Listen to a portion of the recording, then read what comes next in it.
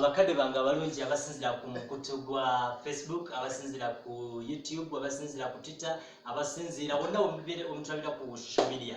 Njagala okusooka okuba ku bizonna kulero nti tugenda kuba nga tupremieringa project yaffe empya tuli kusikuta ye project. Ogenda kubeera ogifuna olunaku lwe Sunday, ogenda kuba ogirabira ku social media, ogirabira ku YouTube ku channel gye bayita Geoffrey Movies. Obudde buno tuli state yonna nga bwogiraba kasiti ejjudde, buli omu ali mu kikuba mu ngeri ya style. Sigenda kutwala kadde kubanga nkweyanjula amanya mpitibwa Kevin Gibson, director wa project eno. Ngenda kuba buli omu omukisa abeereko nga yeyanjula. Hello kazannyo bako kyogamba omulabi wayo obulungi atulaba owa Geoffrey Movies mukwano njagala kubuuzaako nti yenze Jacinta Love nga bulijjo mukwano oba nasali Jacinta mu movie eno njagala okugamba nti mukwano project yaffe nga bw'otulaba tubadde nga tuli mugikolako tugenda kuba tugipremieringa ku Sunday eno bagiyita Sikuta girindirire nakuddeko dda papa awo wenyini ku Geoffrey Movies tovaawo amanya eddoboozi Kaweesi Geoffrey nga bulijjo abawagizi baffe ab'ekina Uganda abali ebweru w'amawanga ag'enjawulo Abu Dhabi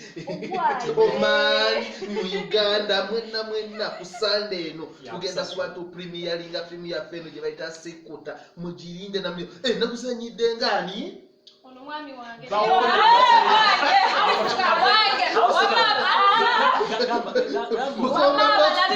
aba Geoffrey Movies omwami wange kozenga house girl era nzajjake mu kafilimu kano Sikuta naye nga amanya Sikuta omulabi wa Geoffrey Movies era askari olunaku lwa Sunday tugenda kuba tupremieringa project yaffe ya Sikuta. Omulabi wa Geoffrey Movies ayagala kumanya akusuubiremu ki gwali ozannye otya biki you get abiwulira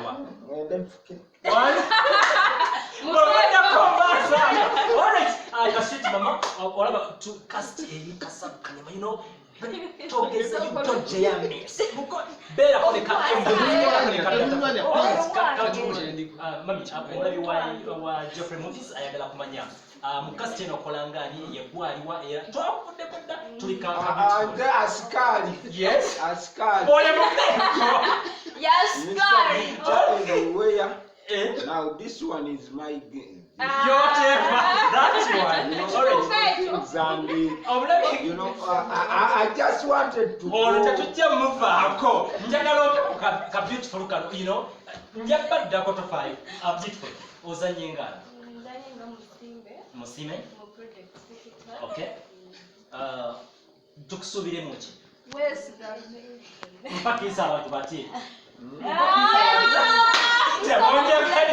Alright, abalabi baffe abalungi abekumidde ku channel ya Geoffrey Movies mubeere nga mulindiridde ekintu ekyenjawulo ekipya mugenda kubeera just keep your mind sharp mubeere nga muli ku Geoffrey Movies mubeere nga mukikuba nkyayinayo kabalala njagala